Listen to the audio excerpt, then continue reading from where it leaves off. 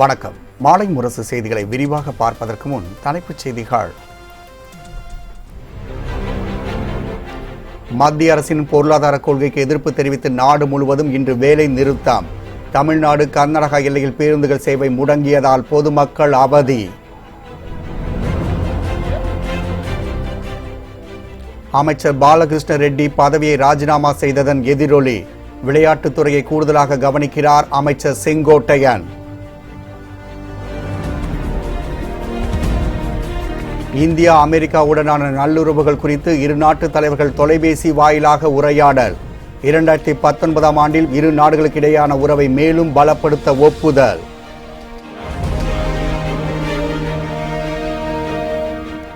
வெளிநாட்டில் சிகிச்சை பெற விரும்பவில்லை என ஜெயலலிதா கூறினார். லண்டன் டாக்டர் ரிச்சர்ட் பீலே பேசும் வீடியோவால் பரபரப்பு.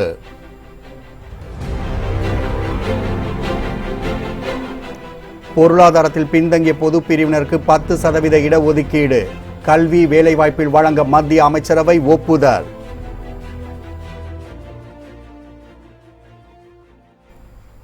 மத்திய அரசின் பொருளாதார கொள்கைக்கு எதிர்ப்பு தெரிவித்து நாடு முழுவதும் மத்திய மாநில அரசு ஊழியர்கள் வேலைநிறுத்தத்தில் ஈடுபட்டுள்ளனர்.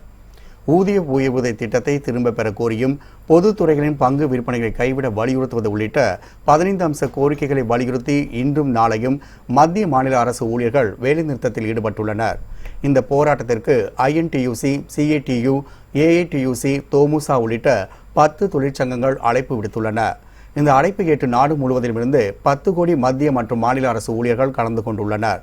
தொலைத்தொடர்பு, மருத்துவம், வங்கி மற்றும் போக்குவரத்து தொழிலாளர்கள் இப்போராட்டத்தில் பங்கேற்றுள்ளனர். வேலை நிறுத்தம் காரணமாக வங்கி சேவை முடங்கும் ஆபத்து ஏற்பட்டுள்ளது. காசோலைகள், பரிவர்த்தனைகள் உள்ளிட்ட சேவைகள் பாதிக்கப்படவும் வாய்ப்பு உள்ளது. மேலும் வேலை நிறுத்தம் காரணமாக பெரும்பாலான மாநிலங்களில் பேருந்துகள் ஓடவில்லை. இதனால் பயணிகள் கடும் அவதியடைந்துள்ளனர். ஒரு சில பேருந்துகளும் காவல்துறை பாதுகாப்புடன் இயங்கி வருகின்றது. அதிலும் போக்குவரத்து ஊழியர்கள் முன்னெச்சரிக்கை நடவடிக்கையாக ஹெல்மெட் அணிந்து கொண்டு பேருந்துகளை இயக்கி வருகின்றனர். அசம்பாவிதங்களை தடுக்க ஆங்காங்கே போலீஸ் பாதுகாப்பு போடப்பட்டுள்ளது. இந்நிலையே அஸ்ஸாம் மாநிலம் கவுஹாத்தியில் அதிவிரைவு ரயிலை மறித்து அரசு ஊழியர்கள் போராட்டத்தில் ஈடுபட்டனர். அப்போது மத்திய அரசின் பொருளாதார கொள்கைக்கு எதிராக கண்டன முழக்கங்களை எழுப்பினர். இதனையடுத்து அவர்களை காவல்துறையினர் அப்புறப்படுத்தி உடனடியாக கைது செய்தனர்.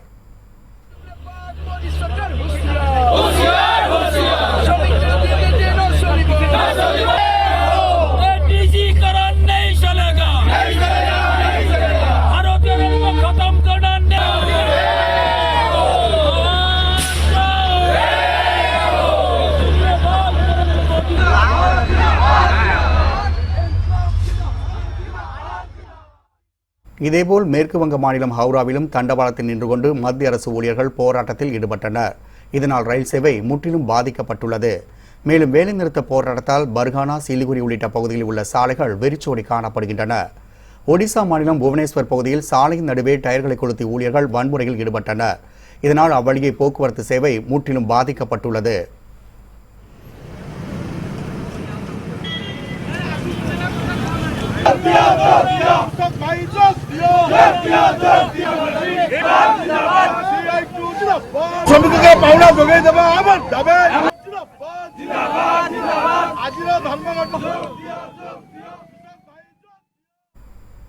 மத்திய அரசுக்கு எதிரான நாடு தழுவிய வேலைநிறுத்தம் காரணமாக தமிழக கர்நாடக எல்லையில் பேருந்து சேவை நிறுத்தப்பட்டதால் பயணிகள் அவதியடைந்துள்ளனர். புதிய ஓய்வூதிய திட்டம் உள்ளிட்ட 15 அம்ச கோரிக்கைகளை வலியுறுத்தி தமிழகம் முழுவதும் மத்திய மாநில அரசு ஊழியர்கள் வேலைநிறுத்தத்தில் ஈடுபட்டனர். இதனால் வங்கிகள் அனைத்தும் மூடப்பட்டுள்ளன. பேருந்துகளும் குறைவாக இயக்கப்படுவதால் பயணிகள் கடும் அவதியடைந்துள்ளனர். சத்தியமங்கலம் வழியாக பெங்களூரு இயக்கப்பட்டு வந்த தமிழக பேருந்துகளும் எல்லையில் நிறுத்தப்பட்டுள்ளன. இதேபோல் தமிழகத்திற்கு இயக்கப்பட்டு வந்த கர்நாடக மாநில பேருந்துகளும் படிப்படியாக நிறுத்தப்பட்டுள்ளன. தமிழகத்திலிருந்து கேரளா செல்லும் பேருந்துகள் தமிழக எல்லையான கன்னியாகுமரி மாவட்டம் களியக்காவிளையில் நிறுத்தி வைக்கப்பட்டுள்ளன. இதனால் பயணிகள் கடும் அவதிக்குள்ளாகினர். அதே நேரத்தில் சென்னையில் வழக்கம்போல் பேருந்துகள் இயங்குகின்றன. இந்நிலையில் ஆட்டோ ஊழியர்கள் 2 நாள் வேலை நிறுத்தத்தில் பங்கேற்போம் என தெரிவித்துள்ளனர். என் பேர் ரியாஸ். நான் வண்ணாரப்பேட்டிலேருந்து வரேன். இந்த மாதிரி பஸ்ஸெல்லாம் ஸ்ட்ரைக்குன்னு சொல்லியிருக்காங்க.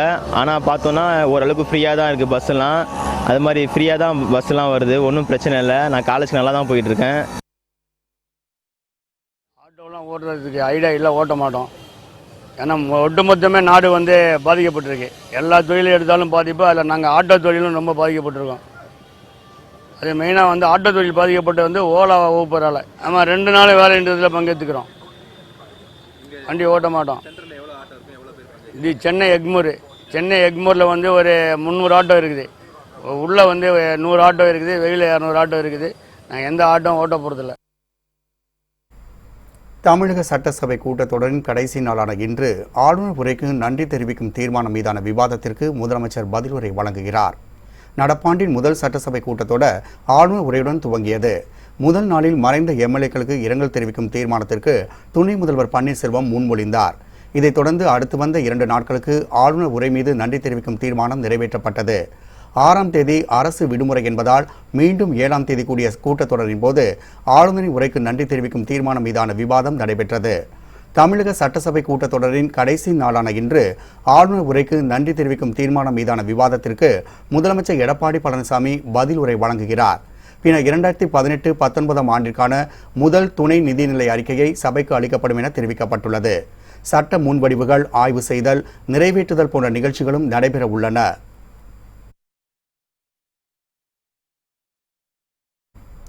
பாலகிருஷ்ண ரெட்டி அமைச்சர் பதவியை ராஜினாமா செய்ததால் அமைச்சர் செங்கோட்டையனுக்கு விளையாட்டுத்துறை கூடுதலாக வழங்கப்பட்டுள்ளது. விளையாட்டுத்துறை அமைச்சராக இருந்த பாலகிருஷ்ண ரெட்டி கடந்த 1998ஆம் ஆண்டு பேருந்து ஒன்றின் மீது கல்வீசி தாக்குதல் நடத்திய தொடர்பான வழக்கில் சென்னை சிறப்பு நீதிமன்றம் நேற்று தீர்ப்பு அறிவித்தது. அதில் குற்றம் சாட்டப்பட்ட அமைச்சருக்கு 3 ஆண்டு சிறை தண்டனையும் 10,500 ரூபாய் அபராதம் விதித்து நீதிபதிகள் உத்தரவிட்டனர். இதை எதிர்த்து அவர் மேல்முறையீடு செய்ய உள்ளதால் அவருக்கு ஜாமீன் வழங்கப்பட்டுள்ளது. இந்நிலையே சென்னை கிரீன்வேஸ் இல்லத்தில் முதலமைச்சர் பழனிசாமியை சந்தித்து பாலகிருஷ்ண ரெட்டி ஆலோசனை நடத்தினார். இதனையடுத்து அமைச்சர் பதவியை அவர் ராஜினாமா செய்தார். இதைத் தொடர்ந்து பாலகிருஷ்ண ரெட்டி ஆளுநருக்கு அனுப்பிய ராஜினாமா கடிதமும் ஏற்கப்பட்டுள்ளது. இந்நிலையில் பாலகிருஷ்ண ரெட்டி ராஜினாமா செய்ததைத் தொடர்ந்து பள்ளி கல்வித்துறை அமைச்சர் செங்கோட்டையனுக்கு இளைஞர் நலன் மற்றும் விளையாட்டுத்துறை ஒதுக்கப்பட்டுள்ளதாக தகவல் வெளியாகியுள்ளது.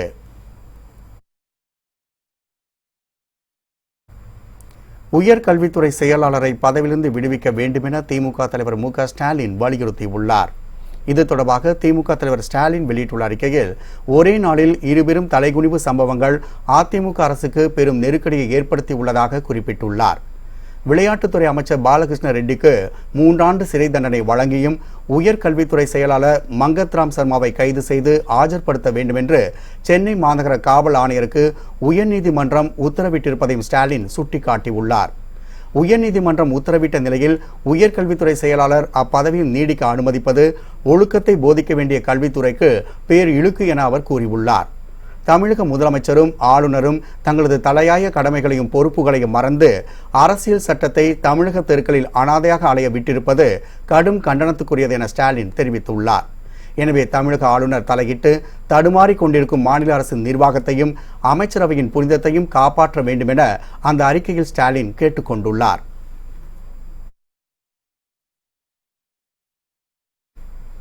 திமுக ஊராட்சி மக்கள் சந்திப்பு கூட்டம் வருகிற 9ஆம் தேதி முதல் நடைபெறும் என அறிவிக்கப்பட்டுள்ளது. சென்னை அண்ணா அறிவாலயத்தில் திமுக எம்எல்ஏக்கள் கூட்டம் அக்கட்சியின் தலைவர் மு.க. ஸ்டாலின் தலைமையில் நடைபெற்றது. இந்த கூட்டத்தில் நாடாளுமன்ற தேர்தல், ஊராட்சி சபை கூட்டங்களை சிறப்பாக நடத்துவது குறித்து ஆலோசனை மேற்கொள்ளப்பட்டது. வருகிற 9ஆம் தேதி முதல் பிப்ரவரி 17ஆம் தேதி வரை திருவாரூரில் ஸ்டாலின் தலைமையிலும், தூத்துக்குடியில் கனிமொழி தலைமையிலும், ஈரோட்டில் துரைமுருகன் தலைமையிலும் திமுக ஊராட்சி மக்கள் சந்திப்பு கூட்டம் நடைபெறும் என அறிவிக்கப்பட்டுள்ளது. இந்த ஆலோசனைக் கூட்டத்தில் திமுக சட்டமன்ற உறுப்பினர்கள் மற்றும் திமுக மாவட்ட செயலாளர்கள் கலந்து கொண்டனர். அனைத்து மாவட்டங்களிலும் பொங்கல் பரிசு பொருட்கள் வழங்கும் சிறப்பான திட்டத்தை அறிமுகப்படுத்தியதாக குறிப்பிட்ட அமைச்சர் பாண்டியராஜன், திருவாரூர் தொகுதி இடைத்தேர்தலை நிறுத்தி வைத்ததில் எந்த தவறும் இல்லை என்று குறிப்பிட்டுள்ளார். ஆனால் இது எங்களுக்கு ஒரு வகையில் ஏமாற்றம் தான் சொல்வேன். எங்களுக்கு இன்னொரு சீட்டை வென்றெடுக்கக்கூடிய ஒரு வாய்ப்பு இருந்தது திருவாரூரில். அதை இழந்ததில் எங்களுக்கு ஏமாற்றம் தான். எங்களுக்கு இது அதே நேரத்தில் கட்சி நிலைப்பாடு அந்த இடத்துல நிவாரணப் பணிகள் நடக்கிற பொழுது அந்த நிவாரணப் பணிகளை டைவர்ட் பண்ணுற மாதிரி ஒரு எலெக்ஷன் வர்றதில் எங்களுக்கு பெரிய விருப்பம் இல்லை. உங்களுக்கு தெரியும், இன்றைக்கி எல்லா இடத்துலையும் இன்றைக்கி 1000 ரூபா பொங்கல் பரிசுக்கான பொருட்கள் எல்லாம் கொடுத்து எல்லா டிஸ்ட்ரிக்ட்லையும் கொடுத்தோம், திருவாரூர் டிஸ்ட்ரிக்டில் கொடுக்க முடியல.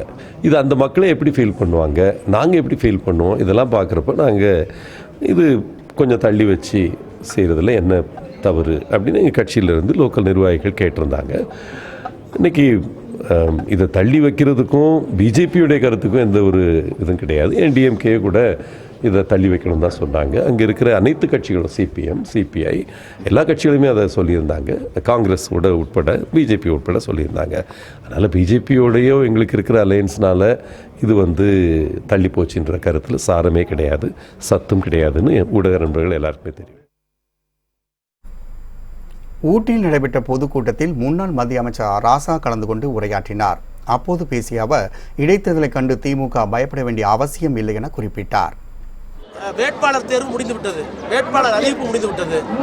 சர்வகட்சி கூட்டம் நடத்துறதுக்கு 9ஆம் தேதி இன்றைக்கு முரசொலியில் விளம்பரம் வந்திருக்கு, அறிவிப்பு வந்திருக்கு. எல்லா பூர்வாங்க வேலையும் முறைப்படி செயல்படுத்திய ஒரு அரசியல் கட்சியை பார்த்து திமுக தயங்குகிறது, பயப்படுவது சொல்லுவதில் எவ்வளவு மோசமான உள்ளுணர்ச்சி, உள் காழ்ப்புணர்ச்சி இருக்கு. இந்தியா அமெரிக்க நல்லுறவு குறித்து இரு நாட்டு தலைவர்களும் தொலைபேசி வாயிலாக ஆலோசித்துள்ளனர்.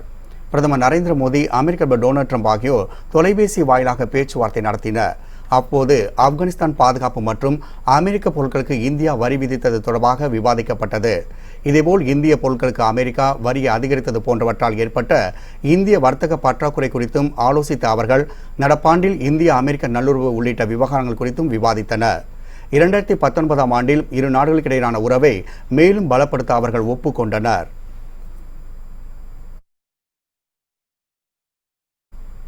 ஜெயலலிதா உயர் சிகிச்சைக்காக வெளிநாடு செல்ல விரும்பவில்லை என லண்டன் மருத்துவர் ரிச்சர்ட் பீலே தெரிவித்துள்ளார்.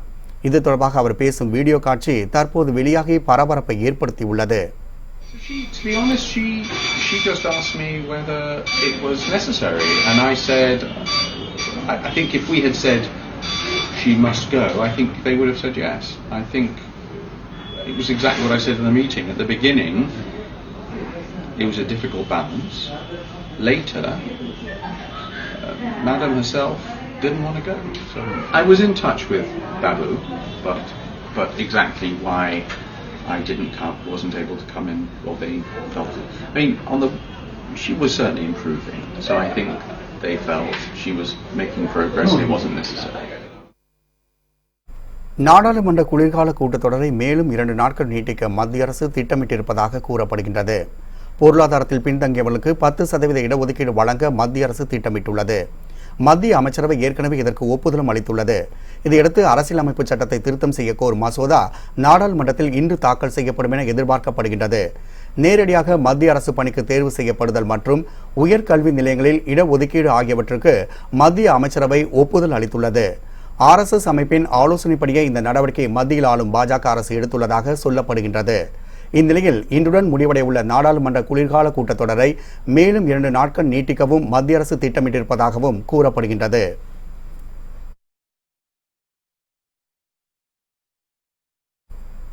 குஜராத்தில் முன்னாள் சட்டமன்ற உறுப்பினர் சுட்டுக் கொல்லப்பட்ட விவகாரம் பெரும் பதற்றத்தை ஏற்படுத்தியுள்ளது. குஜராத்தில் சேஜி நகரி எக்ஸ்பிரஸ் ரயிலில் பாஜக முன்னாள் MLA ஜெயந்திலால் பன்ஷாலி சுட்டுக் கொல்லப்பட்டார்.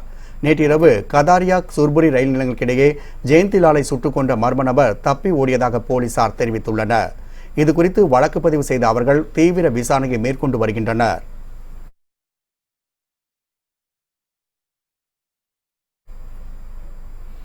(2018ஆம் ஆண்டின் கோல்டன் குளோப் விருதுகள் வழங்கப்பட்டுள்ளன. சிறந்த திரைப்படத்திற்கான கோல்டன் குளோப் விருதுகளை பொஹேமியன் ராப்சோடி தட்டிச் சென்றுள்ளது. திரைத்துறையில் ஆஸ்கருக்கு அடுத்த உயரிய விருதாக கருதப்படும் கோல்டன் குளோப் விருது வழங்கும் விழா அமெரிக்காவின் கலிபோர்னியாவில் நடைபெற்றது. இது நாடக வடிவிலான சிறந்த திரைப்படத்திற்கான விருதை போஹேமியன் ராப்சோடி திரைப்படம் தட்டிச் சென்றது. இந்த படத்தில் நடித்த அமெரிக்க நடிகர் ராமி மலேக் சிறந்த நடிகருக்கான விருதை பெற்றார். சிறந்த நடிகைக்கான விருது த வைஃப் படத்தில் நடித்த கிலன் குளோஸுக்கு வழங்கப்பட்டது. And the Golden Globe goes to Bohemian Rhapsody.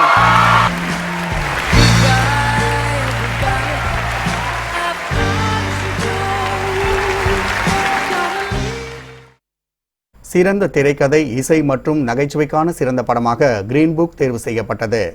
நகைச்சுவை படங்களுக்கான பிரிவில் சிறந்த நடிகர் விருதை வைஸ் படத்தில் நடித்த கிறிஸ்டியன் பாலேவும் தி ஃபேவரட் படத்தில் நடித்த ஒலிவியா கோல்மேனும் தட்டிச் சென்றனர். சிறந்த இயக்குநராக ரோமா படத்தை இயக்கிய அல்போன்சா குவாரான் தேர்வு செய்யப்பட்டார். And the Golden Globe goes to Christian Bale for Vice. This is Christian Bale's second win. Fourth nomination for Christian. He's winning his Golden Globe tonight for the role of Vice President Dick Cheney in Vice.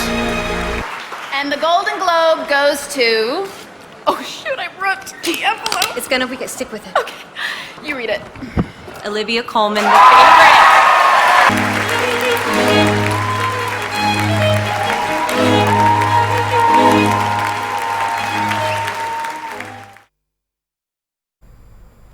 Spiderman into the Spider-Verse என்ற திரைப்படம் சிறந்த animation திரைப்படத்துக்கான golden Globe விருதை பெற்றுள்ளது. சிறந்த இசைக்கான விருதை first man படத்துக்கு இசையமைத்த Justin ஹெர்விட்ஸ் பெற்றுள்ளார். சிறந்த வெளிநாட்டு படமாக ரோமோ தேர்வு செய்யப்பட்டுள்ளது.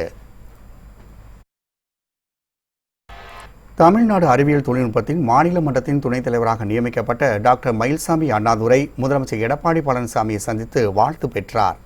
சென்னை தலைமைச் செயலகத்தில் முதலமைச்சர் எடப்பாடி பழனிசாமியை மரியாதை நிமித்தமாக அவர் சந்தித்தார். தமிழ்நாடு அறிவியல் தொழில்நுட்ப மாநில மன்றத்தின் துணைத் தலைவராக நியமிக்கப்பட்டதற்கு முதலமைச்சர் எடப்பாடி பழனிசாமியிடம் டாக்டர் மயில்சாமி அண்ணாதுரை வாழ்த்து பெற்றார். இந்த சந்திப்பின் போது உயர்கல்வித்துறை அமைச்சர் KP அன்பழகன் உடனிருந்தார். இடையே கஜ புயலால் பாதிக்கப்பட்ட மக்களுக்கு உதவிடும் வகையில் நிவாரணம் மற்றும் சீரமைப்பு பணிக்காக திருப்பனந்தாள் ஸ்ரீ காசி மடத்தின் கைலை ஸ்ரீமத் திருஞான சம்பந்த தம்பிரான் சுவாமிகள் முதலமைச்சர் எடப்பாடி பழனிசாமியிடம் 5 லட்சம் ரூபாய்க்கான காசோலையை வழங்கினார். அப்போது நிதித்துறை கூடுதல் தலைமைச் செயலாளர் உடனிருந்தார்.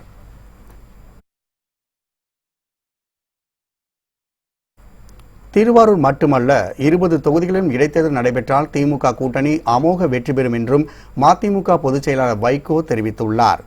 காஞ்சிபுரம் மாவட்டம் திருப்பூரில் செய்தியாளர்களை சந்தித்த அவர் தமிழகத்திற்கு வரும் பிரதமர் மோடியை மானமுள்ள எந்த தமிழனும் வரவேற்க மாட்டார்கள் என்றும் அவருக்கு எதிராக கருப்பு கொடி காட்டுவது உறுதி என குறிப்பிட்டார். திருவாரூர் இடைத்தேர்தலில் திமுக வெற்றி பெற்றுவிடும் என்பதால் அதிமுக திட்டமிட்டு தேர்தலை ரத்து செய்துள்ளது என வைகோ குற்றம் சாட்டினார். மேலும் திருவாரூர் மட்டும் இல்லாமல் 20 தொகுதிகளிலும் இடைத்தேர்தல் நடத்தினாலும் திமுக கூட்டணி அநேக இடங்களில் வெற்றி பெறும் என்றும் அவர் கூறினார். நாடாளுமன்ற தேர்தலோடு சட்டமன்ற தேர்தல் வருவதால் இடைத்தேர்தல் நடத்த வாய்ப்பு இல்லை என்றும் வைகோ தெரிவித்தார். நெடுந்தீவு அருகே மீன்பிடித்துக் கொண்டிருந்த தமிழக மீனவர்கள் மேலும் 4 பேரை இலங்கை கடற்படையினர் சிறைபிடித்து சென்றுள்ளனர். எல்லை தாண்டி மீன்பிடிக்க வரும் தமிழக மீனவர்களை இலங்கை கடற்படை விரட்டி அடிப்பதும் கைது செய்வதும் தொடர்கதையாகி உள்ளது. இந்நிலையில் நெடுந்தீவு அருகே மீன்பிடித்துக் கொண்டிருந்த புதுக்கோட்டை மீனவர்கள் 4 பேரை இலங்கை கடற்படையினர் கைது செய்தனர். மேலும் அவர்கள் வந்த படகையும் சிறைபிடித்துள்ளனர். இதையடுத்து கைது செய்யப்பட்ட 4 மீனவர்களையும் இலங்கை கடற்படையினர் காங்கேசன் முகாமுக்கு அழைத்துச் சென்று விசாரணை நடத்தி வருகின்றனர்.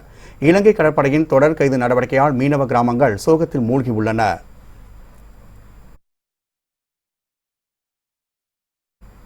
பட்டாசு தொழிலை பாதுகாக்க நாடாளுமன்றத்தை முற்றுகையிடுவோம் என அகில இந்திய அமைப்பு சாரா தொழிலாளர் காங்கிரஸ் அறிவித்துள்ளது.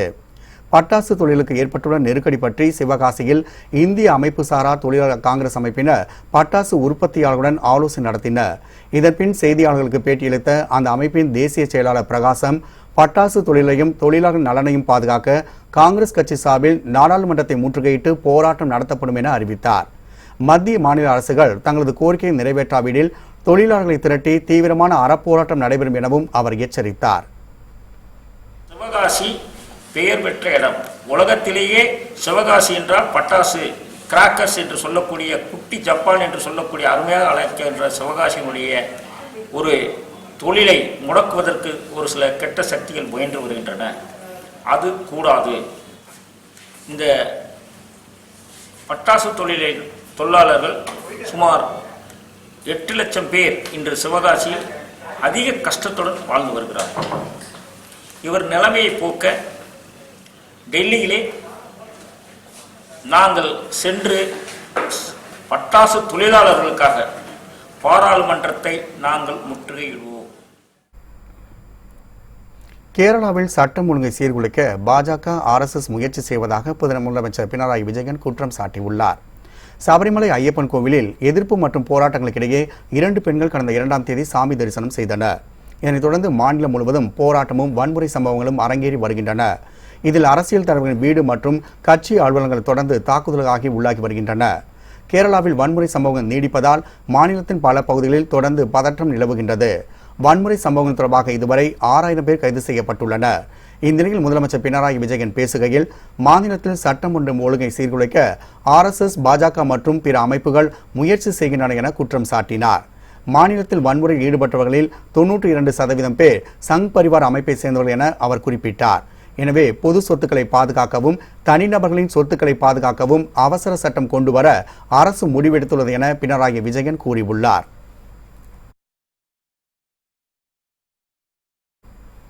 சமாஜ்வாதி பகுஜன் சமாஜ் கூட்டணியை உடைக்க பாஜக சதி செய்வதாக அகிலேஷ் யாதவ் குற்றம் சாட்டியுள்ளார்.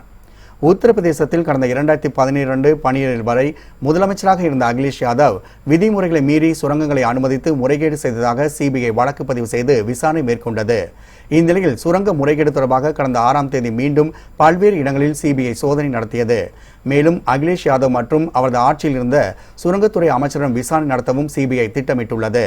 இது தொடர்பாக பேசிய அகிலேஷ் யாதவ் உத்தரப்பிரதேசத்தில் சமாஜ்வாதி பகுஜன் சமாஜ் கட்சிகள் வலுவான கூட்டணி அமைத்துள்ளதால் அதை உடைக்கும் வகையில் சிபிஐ விசாரணையை மத்திய பாஜக அரசு ஏவிவிட்டுள்ளது என புகார் தெரிவித்துள்ளார். பழைய வழக்கை மீண்டும் தோண்டி விசாரிப்பதன் மூலம் பாஜகவின் உண்மையான முகம் வெளிப்படுவதாக கூறிய அகிலேஷ் மத்திய அரசு சிபிஐ தனது கைப்பாவையாக வைத்துக் கொண்டு இதுபோன்ற நடவடிக்கையில் ஈடுபடுவதாகவும் குற்றம் சாட்டினார்.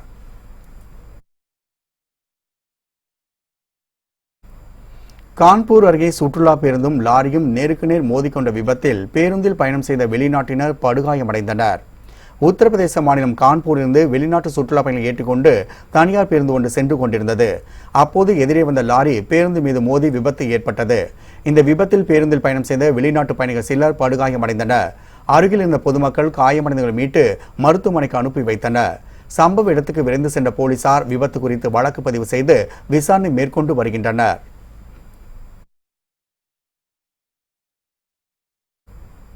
தேர்வு கண்காணிப்பாளர்கள் தேர்வறையில் செல்போன் வைத்திருக்க கூடாது என அரசு தேர்வுகள் இயக்ககம் தெரிவித்துள்ளது. தமிழகத்தில் 10, 11 மற்றும் 12ஆம் வகுப்பு பொதுத் தேர்வுகள் வரும் மார்ச் மாதம் தொடங்குகின்றது. இந்நிலையில் தேர்வு கண்காணிப்பாளர்கள் தேர்வு அறையில் மேற்கொள்ள வேண்டிய நடவடிக்கைகள் குறித்து அரசு தேர்வுகள் இயக்ககம் அறிக்கை வெளியிட்டுள்ளது. அதில் தேர்வு கண்காணிப்பாளர்கள் தேர்வறைக்கு செல்லும் முன்பாக தங்களது செல்போன்களை ஒப்படைக்க வேண்டும் என தெரிவிக்கப்பட்டுள்ளது. மாணவர்கள் எழுதும் விடைத்தாள்களின் அனைத்து பக்கங்களையும் சரிபார்க்க வேண்டும் எனவும் கூறப்பட்டுள்ளது. தேர்வு எழுதுபவரிடம் செல்போன், துண்டு சீட்டுகள் இல்லாததை உறுதிப்படுத்த வேண்டும் என்றும் அறிவுரைகளை முறையாக பின்பற்றாத தேர்வறை கண்காணிப்பாளர் மீது துறை ரீதியான நடவடிக்கை எடுக்கப்படும் எனவும் அரசு தேர்வுகள் இயக்ககம் எச்சரித்துள்ளது.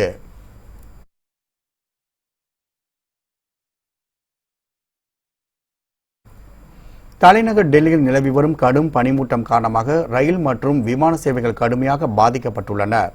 டெல்லி உள்ளிட்ட வட மாநிலங்களில் கடந்த சில நாட்களாக கடும் பனிப்பொழிவு காணப்படுகின்றது. இதனால் ரயில் சேவை கடுமையாக பாதிக்கப்பட்டுள்ளது. தண்டவாளம் முழுவதும் பனியாக இருப்பதால் அனைத்து ரயில்களும் குறைந்த வேகத்தில் இயக்கப்படுகின்றன. இதனால் ரயில்களின் வருகை மற்றும் புறப்பாடு தாமதமடைந்துள்ளதால் பயணிகள் கடும் அவதி அடைந்துள்ளனர். இதேபோல் டெல்லியின் இந்திரா காந்தி சர்வதேச விமான நிலையத்தில் விமானங்களின் பயண நேரம் மாற்றி அமைக்கப்பட்டுள்ளன. சர்வதேச விமானங்கள் மற்றும் உள்நாட்டு விமானங்களின் புறப்படும் மற்றும் தரையிறங்கும் நேரம் மாற்றி அமைக்கப்பட்டுள்ளன.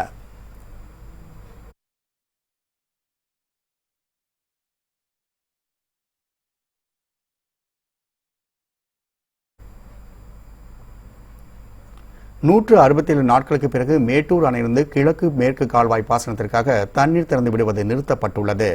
சேலம், நாமக்கல், ஈரோடு மாவட்டங்களில் 45,000 ஏக்கர் நிலங்கள் பாசன வசதி பெறும் வகையில் ஜூலை 23ஆம் தேதி கால்வாயிலிருந்து தண்ணீர் திறக்கப்பட்டது. தற்பொழுது நெல் முதிர்ச்சியடையாததால் விவசாயிகளின் கோரிக்கையை ஏற்று டிசம்பர் 31ஆம் தேதி வரை 16 நாட்கள் தண்ணீர் திறந்து விடுவது நீட்டிக்கப்பட்டது.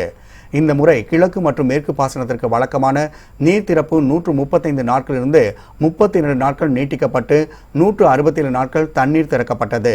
இதனையடுத்து மேட்டூர் அணையிலிருந்து கிழக்கு மேற்கு கால்வாய் பாசனத்திற்கான தண்ணீர் திறந்து விடுவது நிறுத்தப்பட்டுள்ளது. தற்பொழுது மேட்டூர் அணை நீர்மட்டம் 81.20 அடியாகவும் நீர்வரத்து 117 கன அடியிலிருந்து 116 கன அடியாக குறைந்துள்ளது. புத்தம் புதிய செய்திகள் அவ்வப்போது முழுமையாக மாலை முரசு தொலைக்காட்சி வழங்கும். இணைந்திருங்கள் மாலை முரசு தொலைக்காட்சியுடன். வணக்கம்.